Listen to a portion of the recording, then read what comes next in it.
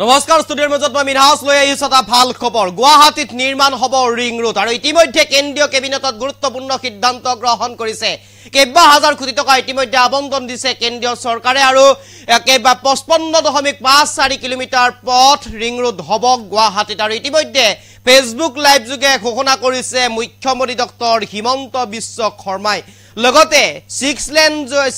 যুক্ত পথ হ'ব বাইহাটা চাৰিআলিলৈ জালুকবাৰীৰ পৰা আৰু এই ঘোষণা কৰিছে মুখ্যমন্ত্ৰী ডক্টৰ হিমন্ত বিশ্ব শৰ্মাই আৰু এই মুহূৰ্তত সবিশেষ লইবৰ কাৰণে চেষ্টা কৰিছো এই নিটক্সৰ দৰ্শকৰ বাবে কেন্দ্ৰীয় কেবিনেটৰ গুৰুত্বপূৰ্ণ সিদ্ধান্ত গুৱাহাটীত নিৰ্মাণ হ'ব ৰিং ৰোড কেন্দ্ৰীয় পথ পৰিবহণ মন্ত্ৰী নীতিন গাডকাৰীয়ে জনালে এই কথা 55.54 কিলোমিটাৰ পথ নিৰ্মাণ হ'ব ৰিং ৰোড জালুকবাৰীৰ পৰা বাইহাটালৈ নিৰ্মাণ হ'ব 6 লেন যুক্ত পথ পুনৰ নতুন এখন দলং নিৰ্মাণ হ'ব ব্ৰহ্মপুত্ৰৰ ওপৰত কুৰুৱা নাৰেংগী সংযোগ কৰিব এই নতুন দলঙে সৰ্বমুঠ খৰচ হ'ব 6797 কোটি টকা ৰাজ্য চৰকাৰৰ পৰা যোগ দিব 1000 কোটি টকা কেন্দ্ৰীয় চৰকাৰে প্ৰদান কৰিব 5797 কোটি টকা আৰু এই কথা ঘোষণা কৰিছে মুখ্যমন্ত্ৰী ডক্টৰ হিমন্ত বিশ্ব শৰ্মাই এটা ভাল খবৰ বুলি ক'ব লাগিব গুৱাহাটীত শীঘ্ৰেই নিৰ্মাণ হ'ব ৰিং ৰোড আৰু এই ৰিং ৰোডৰ কাৰণে ইতিমধ্যে কেন্দ্ৰীয় চৰকাৰে আবণ্টন দিছে ধন আৰু ৰাজ্য চৰকাৰৰ ফালৰ পৰা 1000 কোটি টকা আৰু কেন্দ্ৰীয় চৰকাৰৰ ফালৰ পৰা 5797 কোটি টকা ইতিমধ্যে আবণ্টন দিয়াৰ কথা ঘোষণা কৰিছে কেন্দ্ৰীয় পথ পৰিবহণ মন্ত্ৰী নীতিন গাডকাৰীয়ে ফোনযোগে এই কথা জনাইছে অসমৰ মুখ্যমন্ত্ৰী ডক্টৰ হিমন্ত বিশ্ব শৰ্মাক আৰু হিমন্ত বিশ্ব শৰ্মাই নিশা ফেচবুক লাইভ যোগে এই কথা ঘোষণা কৰিছে এক ভাল খবৰ বুলি ক'ব লাগিব জালুকবাৰীৰ পৰা বাইহাটালৈ নিৰ্মাণ হ'ব 6 লেন যুক্ত পথ আৰু এতিয়া এনেদৰে কেন্দ্ৰীয় কেবিনেটত এই গুৰুত্বপূৰ্ণ সিদ্ধান্ত গ্ৰহণ কৰাৰ কথা উল্লেখ কৰিছে ৰাজ্যৰ মুখ্যমন্ত্ৰী ডক্টৰ হিমন্ত বিশ্ব শৰ্মাই আৰু ফেচবুক লাইভ যোগে ৰাতি এই কথা ঘোষণা কৰিছে মুখ্যমন্ত্ৰী ডক্টৰ হিমন্ত বিশ্ব শৰ্মাই আৰু এই মুহূৰ্তত মুখ্যমন্ত্ৰী ডক্টৰ হিমন্ত বিশ্ব শৰ্মাৰ ফেচবুক লাইভ আছে আৰু সেইটো আমি শুনাব বিচাৰিছো অলপ আগতে কেন্দ্ৰীয় পথ পৰিবহণ মন্ত্ৰী নীতিন গাডকাৰী ডাঙৰীয়াই মোক টেলিফোন কৰিছিলে আৰু টেলিফোনত এই সুখবৰটো তেখেতে মোক জানিবলৈ দিয়ে প্ৰকল্পটো হ'ল গুৱাহাটীৰ ৰিং ৰোড অৰ্থাৎ আপোনালোক সকলোৱে জানে যে গুৱাহাটী হ'ল এতিয়া উত্তৰ পূৰ্বৰ গেটৱে নহয় এক কথাত ক'বলৈ গ'লে লাহে লাহে গুৱাহাটী দক্ষিণ পূব এছিয়াৰ গেটৱেলৈকে পৰিৱৰ্তিত হৈ আছে গুৱাহাটীক এটা ৰিং ৰোডৰ অতিকে প্ৰয়োজনীয়তা আছিলে আমি সকলোৱে জানো যে বৰ্তমান আমাৰ নেশ্যনেল হাইৱে বুলি ক'লে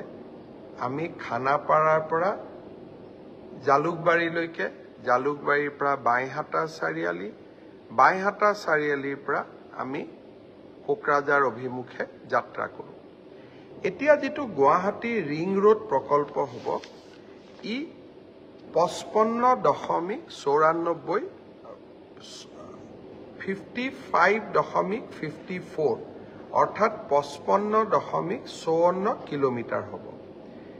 ই বৰ্তমান যেটো গুৱাহাটী নেশ্যনেল হাইৱে আছে তাৰ পৰা সিধা বাইহাটা চাৰিআলিলৈকে যাব কিন্তু এই বাইহাটা চাৰিআলিলৈকে যোৱা অংশটো ই 6 লেন হ'ব অৰ্থাৎ 6 লেন যুক্ত হ'ব যাতে ট্ৰেফিক কোকৰাঝাৰলৈকেও যাব পাৰে মঙ্গলদৈ ফাললৈকেও যাব পাৰে যেতিয়া আমি বাইহাটা চাৰিআলি গৈ পাম বাইহাটা চাৰিআলিৰ পৰা ই পুনে কুৰুৱালৈকে যাব কুৰুৱা আৰু নাৰেংগী চন্দ্ৰপুৰৰ মাজত এখন নতুন ব্ৰহ্মপুত্ৰৰ ওপৰত দলং হ'ব তাৰ পিছত ই আকৌ সোণাপুৰলৈকে আহিব সোণাপুৰৰ পৰা আকৌ 6 লেন এটা ৰাস্তা বৰ্তমানৰ ৰাস্তাটোৰ ওপৰতে 6 লেন যুক্ত এটা পথ হ'ব হি খানাপাৰাত লগ লাগিব অৰ্থাৎ যদি মই সহজ ভাষাত বুজাই দিওঁ বৰ্তমান খানাপাৰাৰ পৰা আমি জালুকবাৰী যাম ই 6 লেন যুক্ত ইতিমধ্যে হৈছে জালুকবাৰীৰ পৰা বাইহাটা চাৰিআলিলৈকেও ই এতিয়া 6 লেন যুক্ত হ'ব বাইহাটা চাৰিআলিৰ পৰা আমি পুনে কুৰুৱালৈকে যাম আমি চিপাজাৰ গৈ নাপাওঁ আমি কুৰুৱা গৈ পাম মান্দাকাটাৰ মাজেৰে আমি কুৰুৱা গৈ পাম কুৰুৱা আৰু চন্দ্ৰপুৰৰ মাজত এখন দলং হ'ব তাক আমি নাৰেংগী কুৰুৱা দলং বুলিও কওঁ ব্ৰহ্মপুত্ৰৰ ওপৰত এখন দলং হ'ব আৰু এই দলংখন 3 কিলোমিটাৰৰ দলং হ'ব আৰু এই গোটেই ৰাস্তাটোত কেইবাটাও জাগাত ফ্লাইঅভাৰ থাকিব ৰোড অভাৰব্ৰিজ থাকিব সোণাপুৰত গৈ ৰাস্তাটো ওলাবগৈ সোণাপুৰৰ পৰা ই খানাপাৰা পৰ্যন্ত আকৌ 6 লেন যুক্ত হ'ব অৰ্থাৎ গুৱাহাটীৰ পৰা উজনি অসমলৈকে যোৱা যাত্ৰীসকলেও 6 লেন যুক্ত পথেৰে সোণাপুৰলৈকে যাব পাৰিব মঙলদৈৰ পৰা গুৱাহাটীলৈকে নহাকৈ সোণাপুৰৰ পৰা পুনে পুনে উজনিলৈ যাব পাৰিব গুৱাহাটীলৈ আহিব পাৰিব আৰু বাইহাটা চাৰিআলিৰ পৰা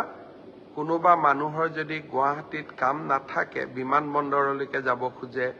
বা মঙলদৈৰ পৰা বিমানবন্দৰলৈকে আহিব খোজে তেওঁলোকে পুনে পুনে নাৰেংগী কুৰুৱা দলংখনেদি নেশ্যনেল হাইৱেত উঠি বিমানবন্দৰলৈ গুচি যাব পাৰিব এই গোটেই প্ৰকল্পটোত 6,797 কোটি টকা খৰচ হ'ব আৰু এই প্ৰকল্পটোৰ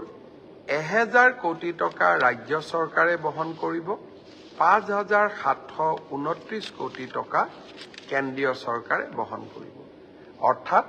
প্ৰধানমন্ত্ৰী নৰেন্দ্ৰ মোদী ডাঙৰীয়াই দায়িত্ব লোৱাৰ পিছতেই 3-4 মাহ হোৱাই নাই অসমলৈকে 5,729 কোটি টকাৰ বিশাল উপহাৰ গুৱাহাটীবাসী অসমবাসী মঙলদৈবাসী সোণাপুৰ জাগিৰোডবাসী আৰু সমগ্ৰ ৰাজ্য